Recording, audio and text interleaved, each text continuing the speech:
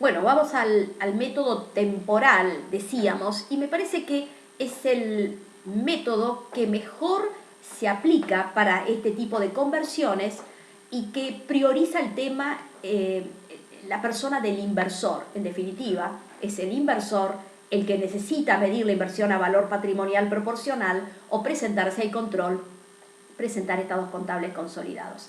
Por eso decimos que es el mejor método. Vamos a ver después qué dicen las normas contables al respecto. ¿Qué significa este método temporal? Van a aplicar un tipo de cambio a cada una de las medidas contables de los activos, del pasivo, del patrimonio neto, a las distintas partidas del estado de resultados que correspondan, para el caso de los activos, a la fecha a la cual se refiere esa medida contable. ¿Qué significa ello? Tengo activos que tienen un valor nominal fijo y por lo tanto ya su medida contable corresponde al cierre del periodo. ¿Qué quiere decir esto? Que el tipo de cambio que voy a tener que aplicar para convertir, por ejemplo, el total de caja y bancos será el tipo de cambio de cierre del periodo. Hay otras partidas que opté por medirlas al costo, otras que opté por medirlas a su valor corriente. Aquellas medidas contables cuyo criterio de medición fue el costo, cuando aplico un tipo de cambio para llevar a cabo ese proceso de conversión, tendrá que ser el tipo de cambio histórico. Por ejemplo, el ente mide sus bienes de uso al costo y tiene dos bienes, uno comprado en el momento 1, otro comprado en el momento 5. Estamos al cierre del ejercicio económico 6. ¿Qué quiere decir? Que dentro del total de los bienes de cambio hay una acumulación de saldos que corresponden al momento 1 y al momento 5. Para los importes que correspondan al momento 1 habrá que aplicarle para la conversión el tipo de cambio vigente al momento 1. Para las incorporaciones del momento 5, el tipo de cambio del momento 5, que es el tipo de cambio histórico. Así sumo ambos importes y tendría el total de los bienes de uso convertidos, aplicando el tipo de cambio histórico que corresponde, de acuerdo con el criterio de medición que se ha empleado, que corresponde al momento en que se incorporaron los bienes al patrimonio. Si algún activo lo medí al valor corriente, pensemos que hay bienes de cambio medidos a valores de reposición al cierre del ejercicio, el tipo de cambio aplicable para llevar adelante esa conversión será el tipo de cambio de cierre del periodo. ¿Por qué razón? Porque la medida contable a que se refiere el mencionado rubro es justamente un valor corriente, un valor de reposición al cierre del periodo.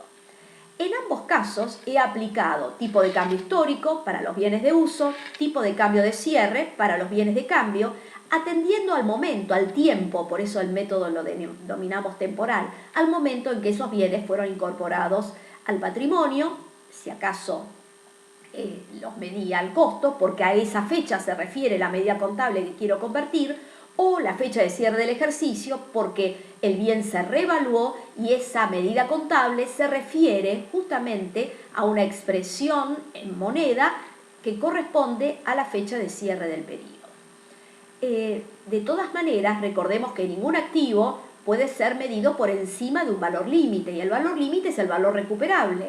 La mejor alternativa, dicen las normas contables, el mayor valor entre el valor neto de realización y el valor de uso, porque en definitiva está pensando cuál es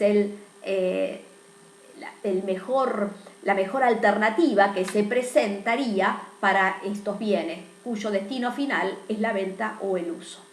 Entonces, pensando en que ningún activo, cualquiera sea el criterio de medición, puede superar a un valor límite, una vez que hemos hecho la conversión de esos activos, que están ahora expresados en moneda que quiere el inversor para llevar adelante luego el proceso de calcular, por ejemplo, el valor patrimonial proporcional, esas medidas contables tendrán que ser comparadas con el valor recuperable.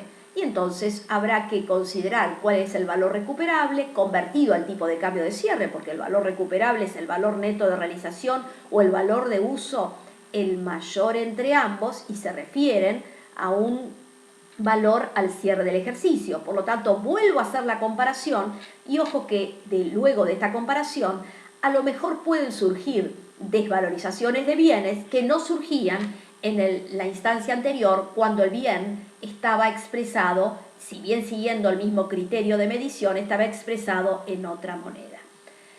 Eso con respecto a los activos. Los pasivos ya los tengo también convertidos, si son expresiones que corresponden al cierre del periodo. Por supuesto, el tipo de cambio de cierre del periodo es el que aplico para convertir esas distintas partidas.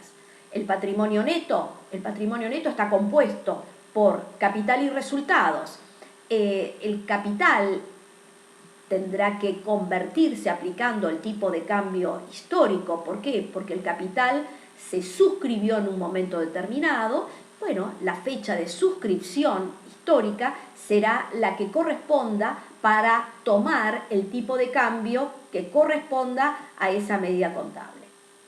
Por supuesto que si se mantiene un capital financiero, toda diferencia entre patrimonio de inicio contra el de cierre tendrá que ser resultado. Entonces, vayamos a las partidas del estado de resultados que quiero convertir. Hay partidas en el estado de resultados que están, por supuesto todas devengadas en el ejercicio, pero se refieren, esas medidas contables, se refieren a la fecha de su devengamiento. Pensemos en ventas del momento 1, del mes 1, del mes 2, del mes 3. Si quiero convertir esas ventas, tomar el tipo de cambio aplicable a la conversión para las ventas del mes 1, otro tipo de cambio que corresponda al mes 2 y el otro tipo de cambio que corresponda al mes 3. Voy al costo de ventas. Me encuentro con partidas que corresponden, si bien se devengaron en un mes, no se refieren al mes de su devengamiento. Pensemos que los bienes de cambio se midieron al costo, se vendieron en enero, febrero y marzo, en el mes 1, 2 y 3, esa fue la fecha de su devengamiento, pero lo que se vendió en enero corresponde a lo que se había comprado y que estaba en existencia al inicio del ejercicio y se había comprado en noviembre del año anterior. Lo que se vendió en febrero corresponde a lo que se había comprado en diciembre y lo que vendí en marzo corresponde a lo que se compró en enero. Por lo tanto, el tipo de cambio que tengo que aplicar para llevar adelante estas conversiones será ver cuánto corresponde al tipo de cambio para convertir lo que vendí en enero que correspondía a compras de noviembre. El tipo de cambio que tengo que adoptar es el de noviembre, o si lo que vendí en el mes de febrero corresponde a las compras del mes de diciembre, el tipo de cambio que tengo que tomar es el tipo de cambio histórico del mes de diciembre. Como vemos, estamos respetando no la fecha de devengamiento para llevar adelante la conversión, sino que estamos observando a qué fecha se refiere este consumo del activo que se hizo en el mes 1, 2 o 3, a qué fecha corresponde su incorporación al patrimonio, no la fecha de su consumo. Distinto sería el caso que los bienes hubieran sido medidos a su valor corriente. Por lo tanto, lo que vendí en enero habrá sido revaluado al valor de reposición de enero, así lo de febrero y lo de marzo. El tipo de cambio que aplico será el de enero, febrero o marzo para convertir los consumos de bienes efectuados en cada uno de esos periodos. Como ven, estamos respetando no solo para los activos, sino también para los activos consumidos, el criterio de medición que se adoptó y que estaría indicando el tipo de cambio y la fecha a la que se debe referir ese tipo de cambio. También nos encontramos en el estado de resultados con partidas que surgen de comparaciones. Por ejemplo, se vendió un bien de uso y aparece el resultado de la venta del bien de uso, el precio de venta al cual se le deduce el valor residual. ¿Qué quiere decir? Que el precio de venta se refiere al momento en que se devengó el resultado, el momento de la venta. El valor residual se refiere a la fecha no del consumo, que sería el momento en que se efectuó la venta, sino Si el bien se midió al costo, se refiere ese valor residual contable al momento de su incorporación al patrimonio. Y si se midió a valor corriente, se refiere al momento en el cual se practicó esa revaluación.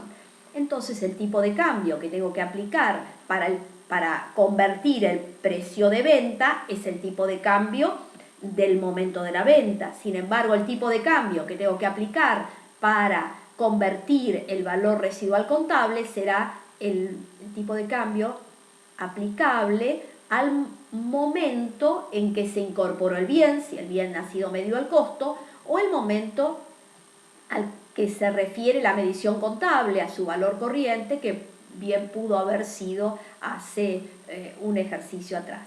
Entonces, hay partidas en el estado de resultados que surgen por diferencia. Bueno, tendremos que desagregar esas partidas para ese resultado que corresponde a la comparación entre dos valores para llegar a esa desagregación una por una y convertirlo considerando el tipo de cambio aplicable a cada uno de esos elementos. Algo similar ocurriría con el resultado por tenencia de bienes de cambio. ¿Cómo se calcula? Y el resultado por tenencia de los bienes de cambio surgió comparando la existencia inicial más las compras menos la existencia final, medio un costo de ventas teórico y comparado con el costo de ventas, el que está expuesto en el estado de resultados, que corresponde al valor corriente de lo vendido en cada periodo, arroja como resultado una diferencia que no es otra cosa que la diferencia entre dos o más valores corrientes.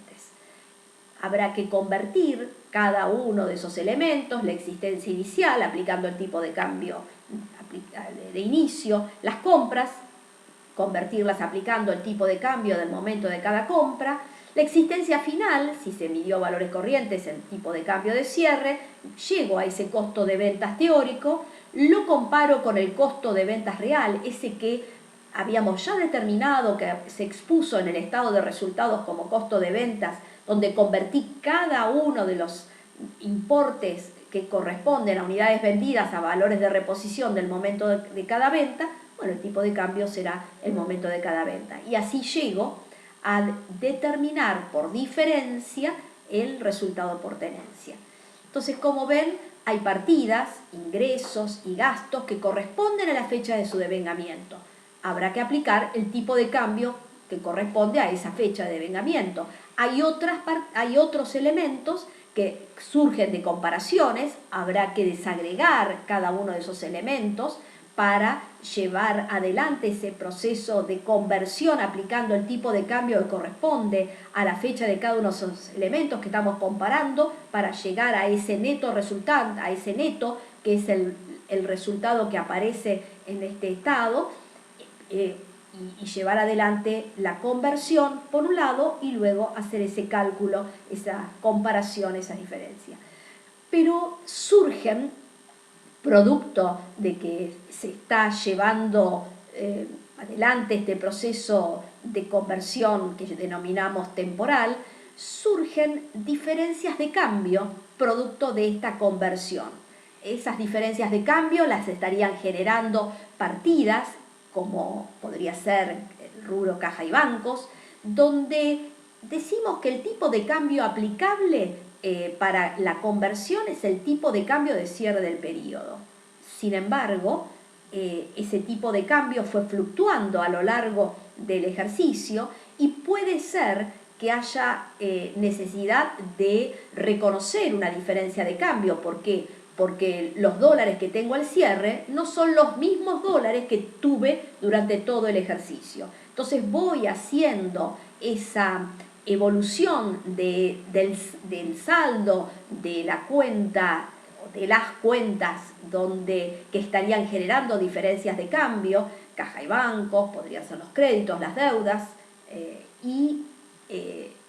esas diferencias de cambio que no surgían antes, son las que expongo en el estado de resultados ahora. Luego pasaremos en el próximo bloque a ver qué diferencias hay entre este método temporal y el método de convertir y ajustar.